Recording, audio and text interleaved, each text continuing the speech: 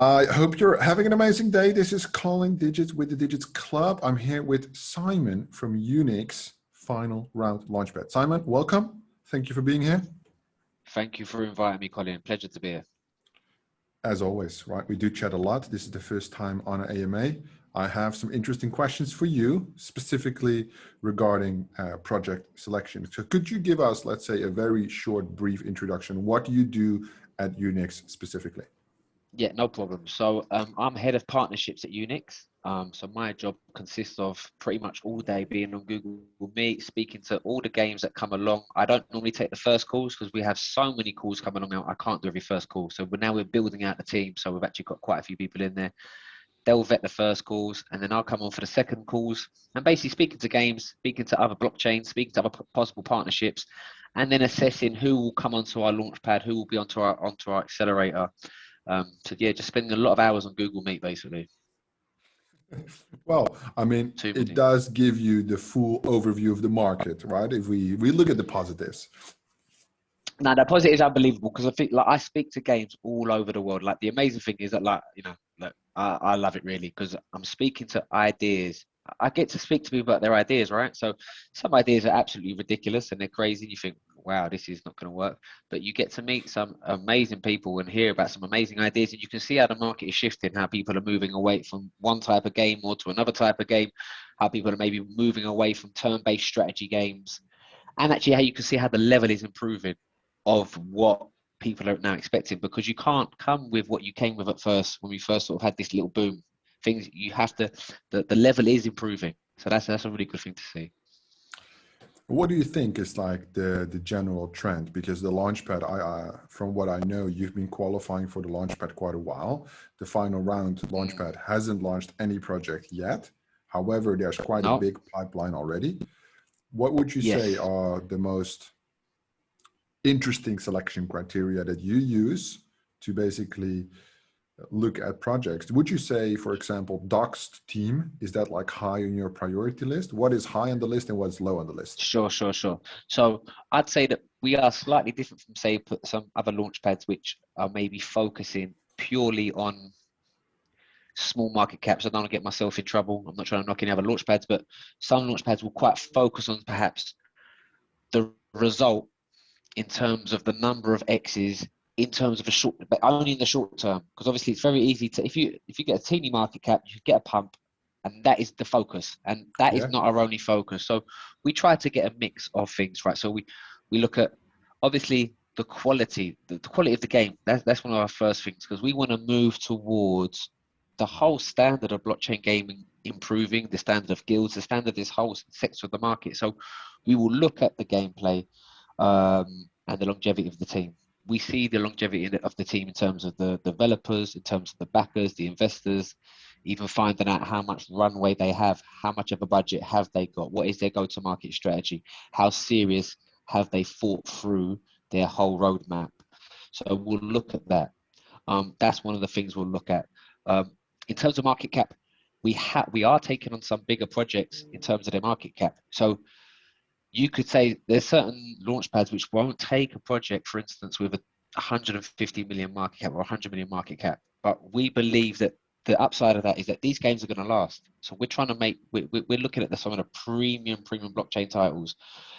Whether that's right or wrong, that's our current, that's our current thing. So we are taking a slightly different approach to launchpads.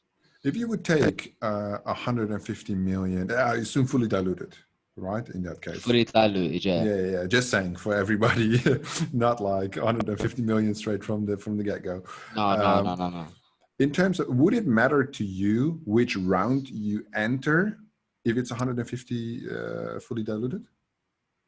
So which round we enter as for our launchpad, or what do you mean?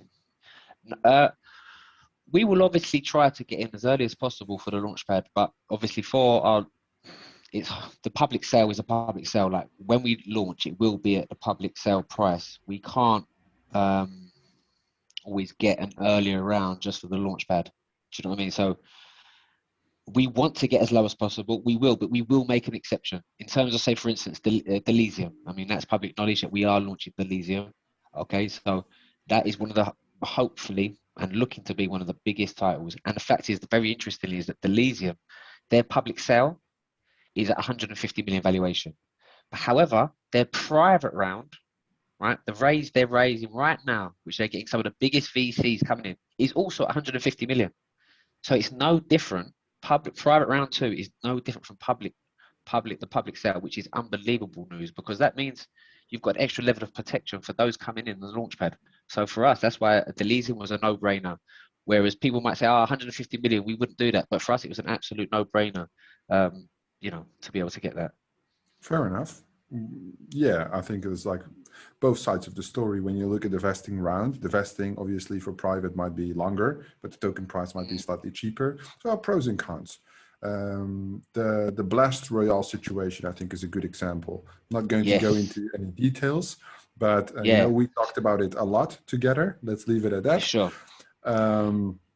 And Animoca Brands did the news, right? And everybody was like, okay, Blast Royale, it's decent, it's okay, it is what it is, right? It's not amazing. And now Animoca Brands, and they're everywhere all of a sudden. Animoca Brands pump some money in, and all of a sudden it's the best game. And that's like it's not only about marketing, because Animoca's move is just a marketing play, right? Now Blast Royale is getting hype because of the Animoca play, but they invest in so many games. I don't think that brand will hold a lot more value over the long term.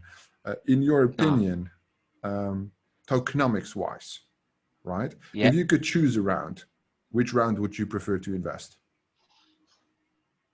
Oh, right. So because obviously, look, some people always think, right, I want to get in at seed, but obviously sometimes seed, you have harsher vesting schedules, and less on TGE and things like that. And it's like, look, you want to recoup your initial investment as soon as possible, and that sometimes is easier to get if you get in at the private or even at the public sale. Like I say, back to Delysium, the private sale round 2.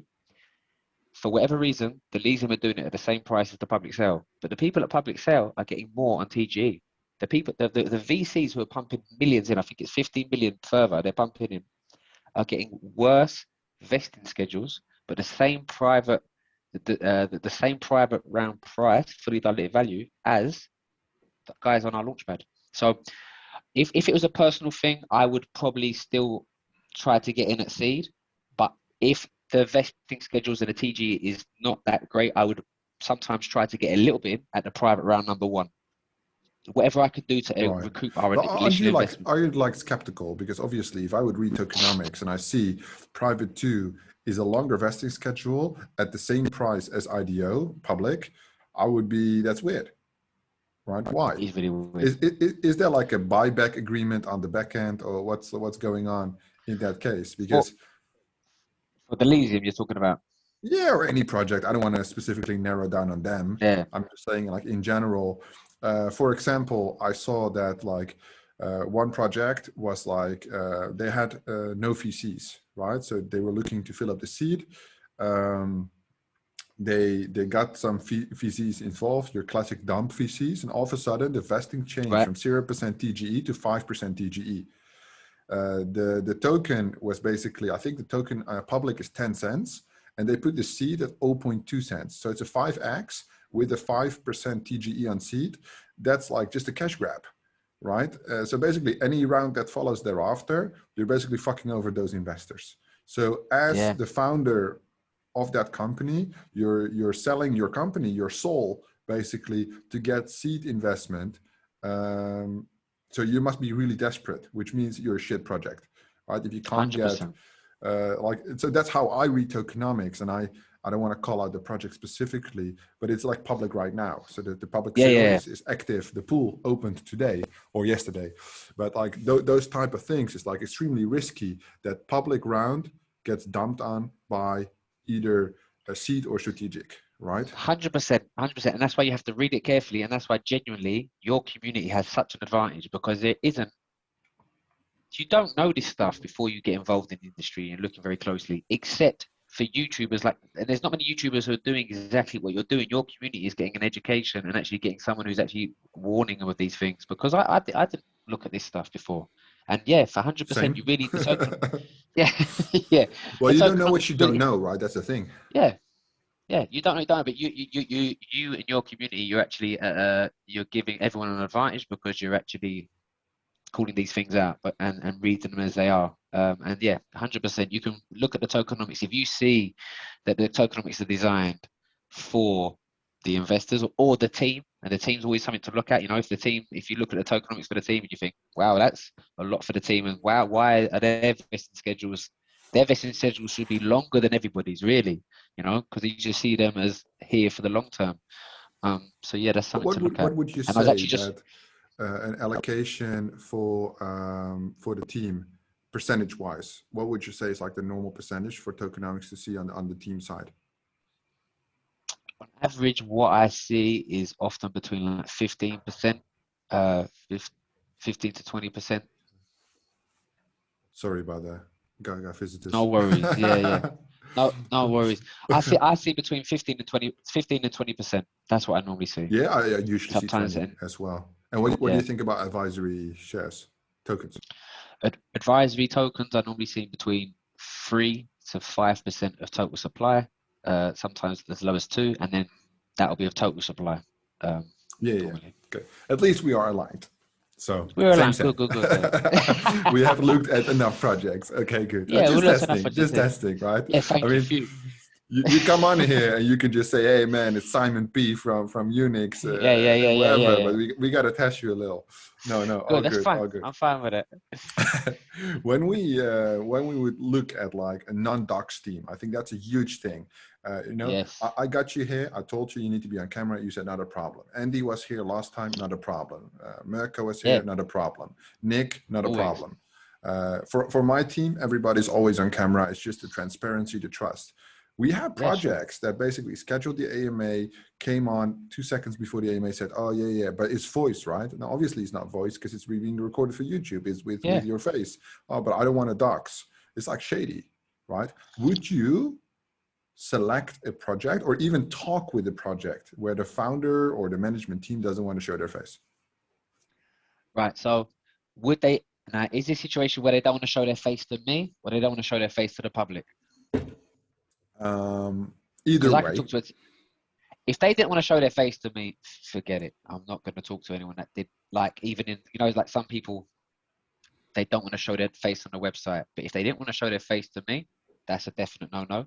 And if they didn't want to show their face on the website or they have a LinkedIn profile, I'm very, very skeptical. Like I want to be able to see where they are on LinkedIn. That's, I want to see who they are, what they've done and what they're doing. And I think crypto, as much as I love the decentralized sort of free nature of it, I think it needs to have that as well to bring a level of legitimacy and trust. So I'm completely before that. 100%. I agree. It's more about the feeling of trust because if you're not fucking dumb, you can just put somebody else's face, right? It doesn't matter.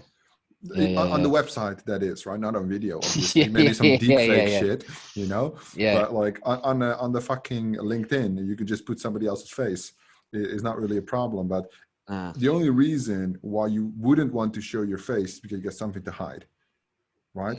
And that's like, I do agree where you say like, oh, Web3, I want to stay anonymous. That's like part of the thing, but that's for individuals. When we talk about corporate business, it's different. You cannot raise 100 million and not want to show your face. If you want to raise 100K and not show your face, I think that's fine. There's always those believers that believe in anonymity that are willing to give you that type of money. But it's crazy. It's a choice. And like I say, if people want to do that and they want to keep that anonymity and people want to give them money, fair enough. But I don't feel comfortable with that. Like yourself, I would rather see their face, and I don't see why you shouldn't be able to do that. When you talk with this many companies, right? I would guess like 10, 12, 14 a day, something like this. Yeah, it's between, I'd say between 8 and 13 a day. Yeah, 8. See, look, we align. You got it spot on, between 8 and 12 a day. And then I've got to try and do work around that. I just get thrown things that by Andy. It's like, right, do that. And I'm like, all right. Colin asked for you. You got to make some time. And that's that anytime.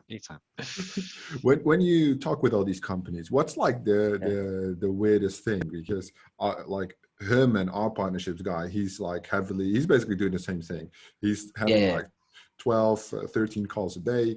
And like, he tells me funny stories about these things, right? And they're actually quite funny. Some of them are very serious, very corporate, like corporate America, those kind of guys, where he's like, they're showing up in a boardroom in suits, and he's like, what's going on? You know, that's not really the Yeah, crypto yeah, thing. yeah, yeah, yeah. And other guys are like Yeah, walking outside on the street in traffic, right? It's like the complete opposite. What do you think would yeah, say yeah. like, where's like an experience when you would say that you're like, nah, we're not gonna do this? We're not going to invest in these people. To be honest with you, what I think there's be probably more stories about me and Andy on the other side, because we probably come in and we're quite Intense. we're intense, and we come as a double team, you know. And they call us the Spaghetti Brothers, and we come in and we get results, and people aren't always expecting it, you know. They're like, well, who the hell are these two guys? So we're very passionate about Unix, we're very passionate about our project, and if we really want to get into a project and we think this is the right thing for our community, we go in.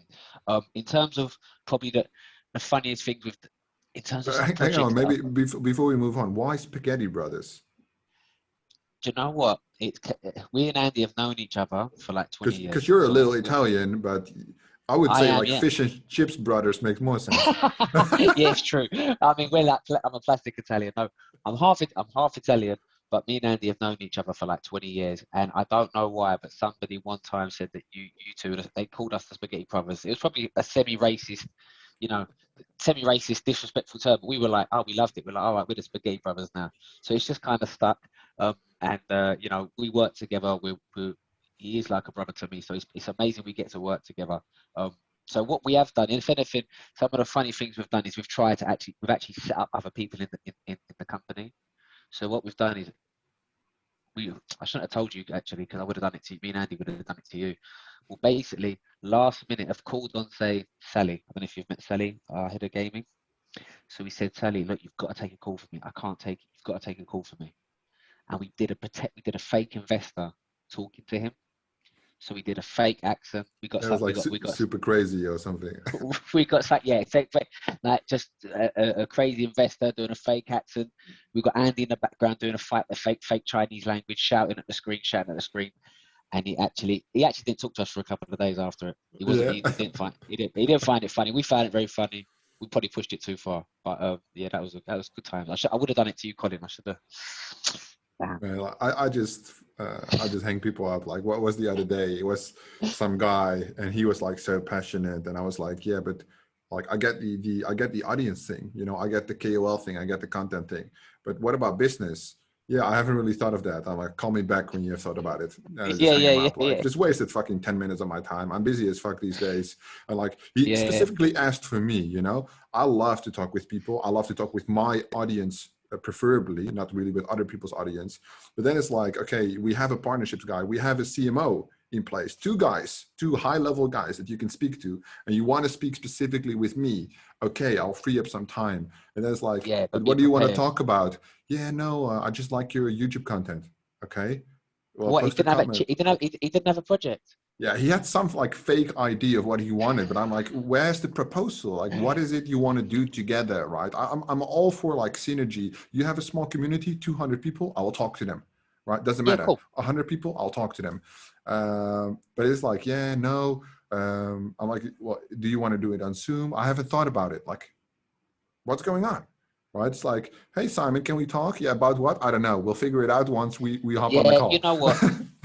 Now you're saying that, I suppose, and I probably need to get better at it. It is like there's a filter that you need to develop in this business, right? Of who you, because just not to be rude, I'll speak to anybody, but you have to have a filter, right? And I probably do accept too many calls, and that's why I almost needed someone to take the first calls now, because you don't have time to talk to everyone. So you do need a filter of who's actually bringing value. Yeah, I get that. What would you say, bringing it back to the original filter questions? What would be something that you would say, if a project brings me this, because you guys, as far as I seen a Divas pitch deck the other day, where I saw like Planet Mojo, Delysium, Cradles, and I'm not saying those are tied to Final Round in any way or form, but those are all quite legal disclaimer, yeah. Those those all follow like a game, a high potential game pattern, right? Yeah. What is it that you like so much about these games compared to like other games out there? So what we like about these games out there, if I was to look at them for instance, so look, the studios themselves are not just, you know, a team of 5 guys making a game. They're serious studios who have either had experience from other places, or whether it's blockchain or coming from like mobile or actual sort of legacy gaming developers. So one, the team itself, looking at the team itself, what they're coming with, and secondly, we go through everything. We literally go through how much their finances is such that they can tell us, like, we have a runway for this, we have backing for this. And just the quality of the project. I mean, if they have something missing, for instance, we will look at their socials. We'll look at their, you know, how big is their community. If 1 or 2 things is not there, we can work with that. For instance, the Legion did not have the biggest community. It's almost like they had everything else but the community. Fine, we could work with that. We said, look, we can work with that. We'll build your community. If another team has everything but has not yet thought about their market strategy, we can work with that. But we just look for people to have those key ingredients, and those 3 projects we felt had a mixture of either all of them or 1 or 2 things missing. We could work with them. Developers, team, community, and actually an innovative idea, which we thought, you know what, this is going to work. This is going to work for blockchain, because also blockchain gaming is changing.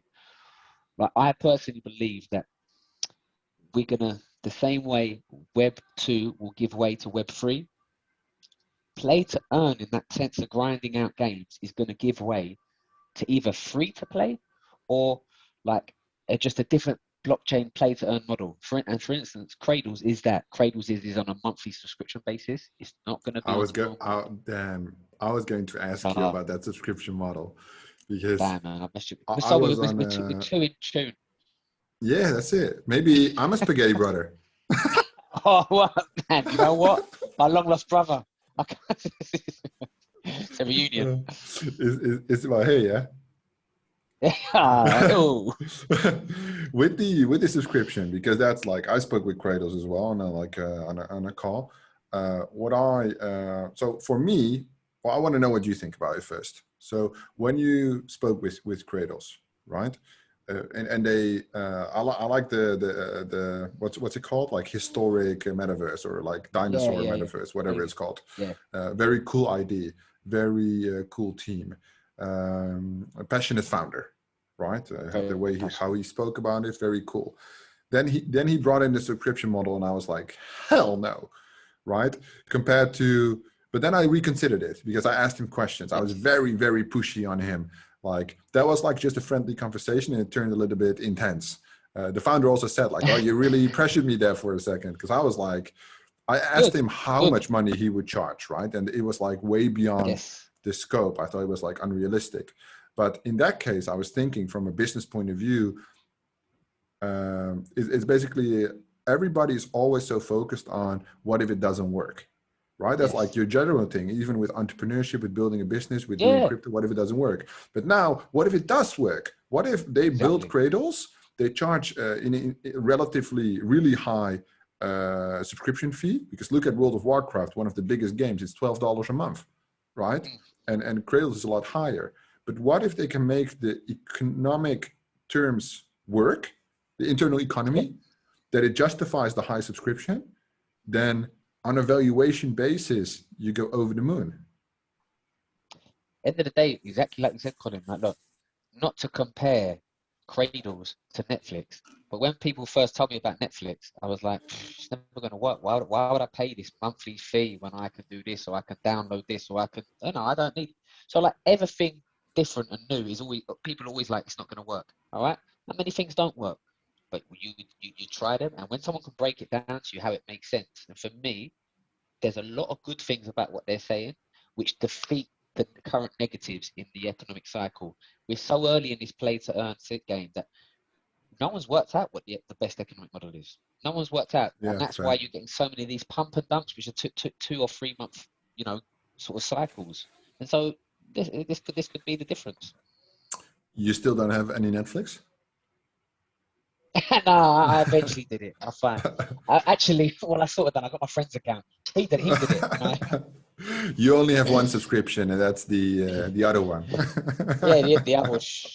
The other one. Hopefully Netflix isn't watching this as well. You know, I do pay. Mate, I also don't have a Netflix account. I use my parents' account. It's all good. It's all good. It's all good, man. That's what they're doing it for. It's about the convenience. It's not even about the money. It's like even Netflix, I think, is like fucking $6-7 a month, something like this. I don't even know. Yeah. I don't know because I never paid for it. I don't know either. But Spotify, how about Spotify? You know, when you think about that, those guys charge. I mean, in the UK, I think it's £10 a month. I get it free with my phone, but it's like £10 a month. It's a lot when I think about it. It's $10.99, but I put it on the company, so I don't pay it. Oh, there you go. How'd you justify that? We need music in the office.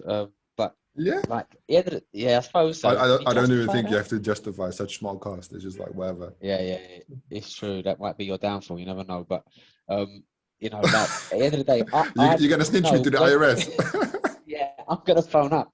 I know somebody is not using Spotify for the right reasons. No, I think like I know that when my mobile phone contract. Oh, you gotta put the thing back. No, I can't hear that well. Sorry. Yeah. I'm so hooked into Spotify now that like when my phone contract probably, you know, I may change my phone contract, I'm gonna start paying it. So they've hooked me in. So however it is, they'll do it. And I know Cradles, you do have a free to play model as far as I understand. And then there'll be options to trial the game and then go in. So do you know what I mean? So there'll be ways that they'll try to hook people in, and they're a clever bunch of guys. They're using the right marketing team, and they've got the right people behind them. So I believe they'll either make it work or they'll have a damn good attempt, because even the idea, like you said, that sort of historic error, and then it will move through the errors. I mean, it's absolutely amazing, like how they'll move through 4 different errors of time as the game progresses. The whole game will shift. Did you know that? If it works. I did know that, If it because works. that was basically that's what he spoke about for 20 minutes, and I was like, yeah, bro, I get it. I know, yeah, like he's a passionate guy. You know, yeah, that's also one thing with these project founders. I love how passionate they are, but not nine out of 10 times, I don't give a fuck about their project in terms of the game. I'm not going to play the game. I'm looking for the investment opportunity. So I want to understand the game. Yeah. I want to understand from a user point of view what's the benefits, but I don't need to know micro details about the game. Yeah, it's really cool that basically when it's nighttime outside, it's also nighttime in the game. Okay, who cares? I'm playing the game, like whether it's light or dark. Who cares? Yeah, I know. But then when I hit them with the tokenomics questions, the strategic sale, what are the KOLs? What do they look like? It's like, oh, yeah. let me get the marketing guy.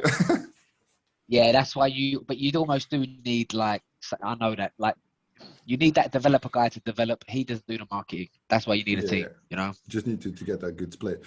Are there any projects that you spoke with, you didn't sign, and now you regret it once they've launched? Let me see. There's none that have launched yet, but there are a few which have not. There's a few which have not signed, which we would have liked to have launched, but they haven't launched yet. And even some of them have let us invest in them personally, but they just, for whatever their reasons or the way their contract was working, they said we're contracted to this person or that person. So yeah, I don't know if I'm allowed to say them or not. I suppose it's nothing too bad, for instance. Yeah, there are no secrets between us, no? There's no secret. No, it's only me and you, right? Kind of. Yeah. No, look, chill chat. That's one. I mean, there's nothing wrong with. There's nothing really breaking it. They have contracts that 2 other very large organisations, I won't say which ones, not even Launchpads. So okay, we weren't able to. Because there was like a conflict between the 3 companies, or? Well, just because I won't say who they are, but when you understand who they are, it's not even Launchpad level. We're talking, these are giants. Okay, so it's like they're like, this is not. It doesn't work out for us. These is who we're signed to, and obviously, you completely so it would basically that. mean that you're at that point too small to basically participate. Yeah, too new on the scene. Yeah, and also look, think of some of the biggest organizations in cryptocurrency. Okay, so that's who DigitsClub and after DigitsClub. Okay. Yeah, just after. So whoever the biggest organization in crypto, they're with them. So that's, that was a different level of fine, fair enough. But they're great guys. It's a very interesting project, like a social platform stroke play to earn game that could be really amazing, because it's all about, right, you know, it's not about the graphics all the time. You know, if I'll send an amazing video about Unreal Engine 5, which will show you that, look, sometimes you'll see an amazing trailer or an amazing background. Wow, that game must be good, but it's not the case. You know, like with Unreal Engine 5 and the way technology is, people can make these short trailers and they think you've got a game, but they haven't. So it's not always about how the Right. graphics looks, it's about the gameplay, it's about the idea. It's crazy.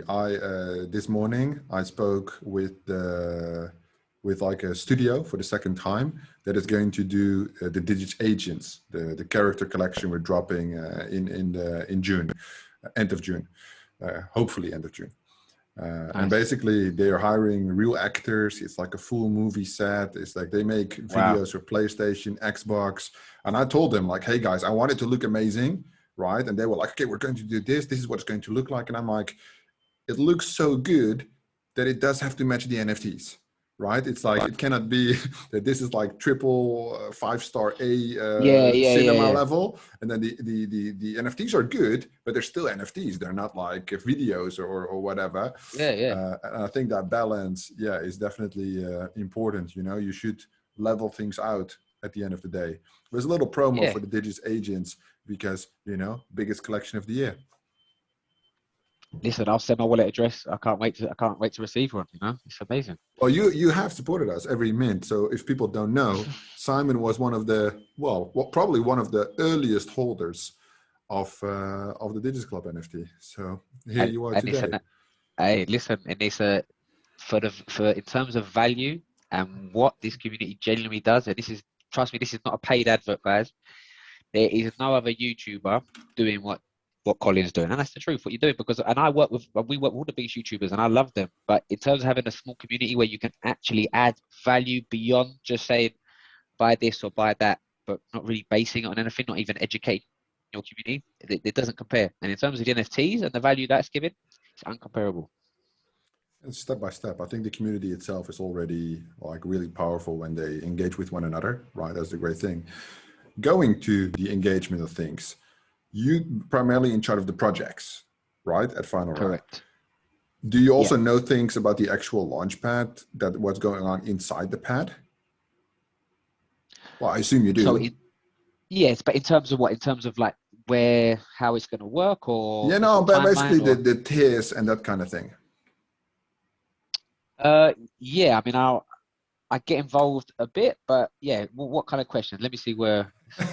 You're already throwing a small disclaimer out there, for? Like, but also no. I'm just like seeing what you're fishing for, you know? Let me just see. So let's say I read on the legendary tier, which basically all our DigitsClub users are on the legendary tier, obviously. Legend, obviously. We would have like this synergy community, right? Of like the big boys on the pad. And I would like to know what you think about that and what that role is going to play on the Launchpad. Okay, so are you talking about the Discord group, which we connected to that group? Or because okay, so for instance, the synergy, as I am understood, so I just want to make sure I'm not getting it wrong, but look, what we do plan to do is have a actual private legendary group, okay, where we will rival, you know, some of the best alpha groups for research, for just sharing information with each other, for basically whether it's for different projects, whether it's different alpha, whether it's for different opportunities that we can only offer, you know, not even on video, not even in these kind of AMAs, just only within that kind of group on Discord, in that dark and dirty places like Discord where you can only share that kind of stuff, you know. We will have that, and we're looking forward to building that out, and we're sort of building the structure for that right now. Exciting. And I think it's good. I think it's good to have that. I mean, this is what crypto allows you, like these kind of opportunities where, look, I've never met Colin, but me and Colin talk. I found out loads of information from him. We share information, you know, and it's like that couldn't happen before. And this is the kind of extra. It's the thing about the right information as well, you know, like if you send me one of your research reports, you know, I will read it. And if I send you one of mine, I know you will appreciate it.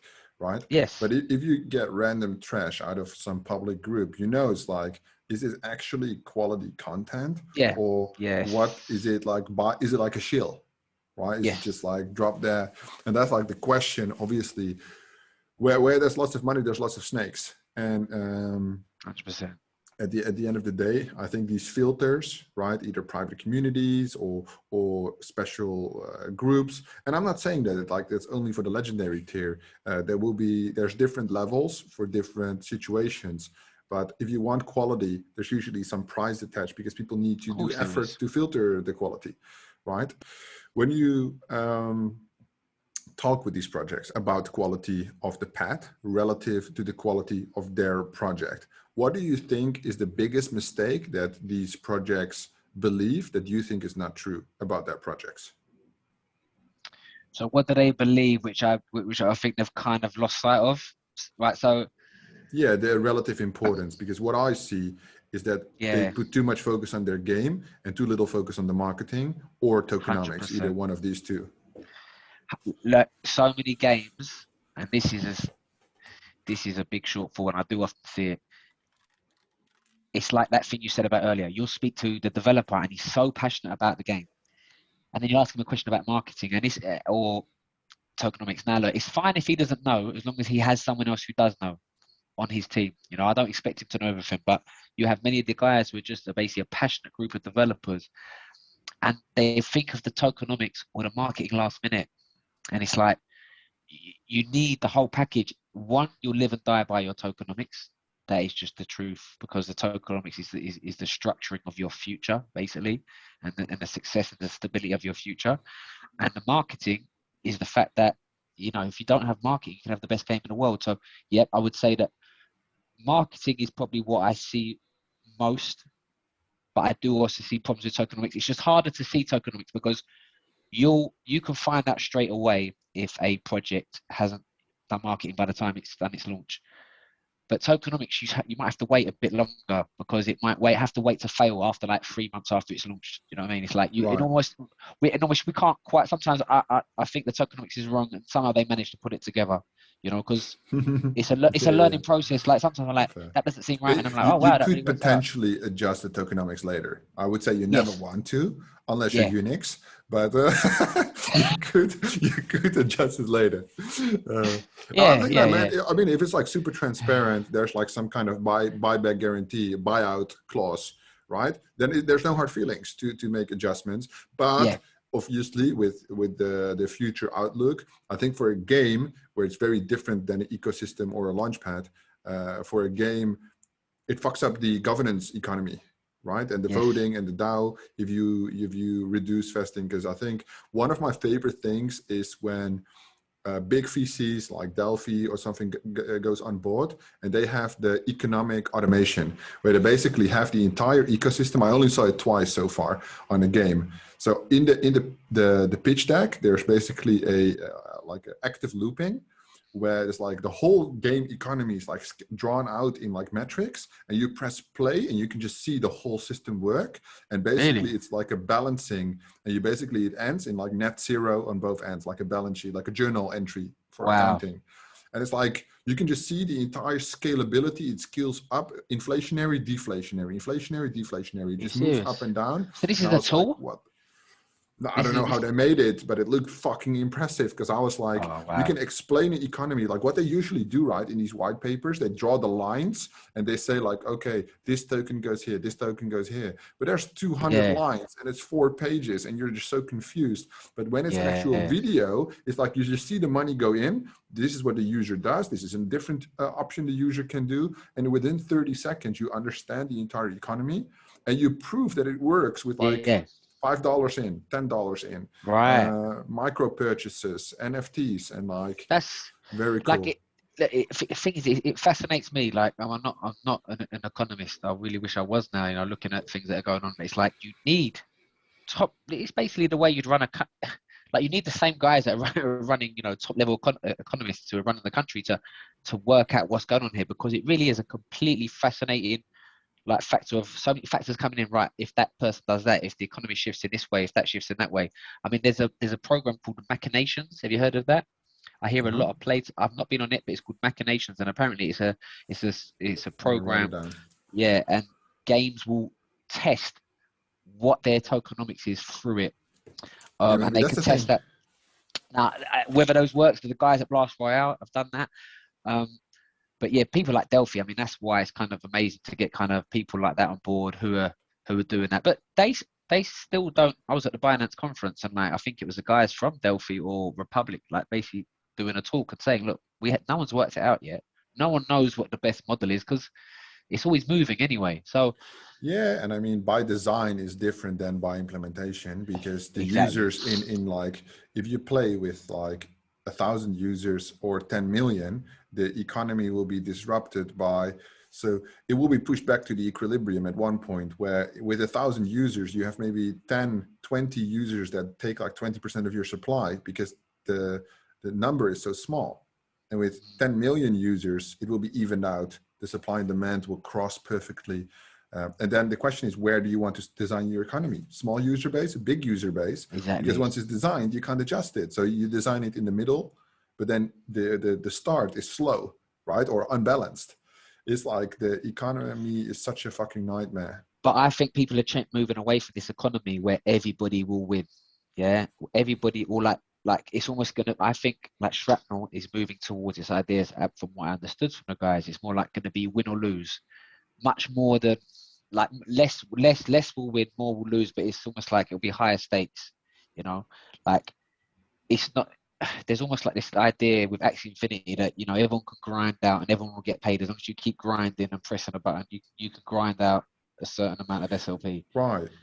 But Like that's something like Shrapnel, because I did I did miss your first, when you sent me Shrapnel, I ignored it, remember? And then I two do weeks later, remember. I asked you for it when Mirka texted me about it, and I was like, fuck, you did send it in the initial batch, but I skipped it. That was like way back as well, right? That was That's when we way just back, man. started talking.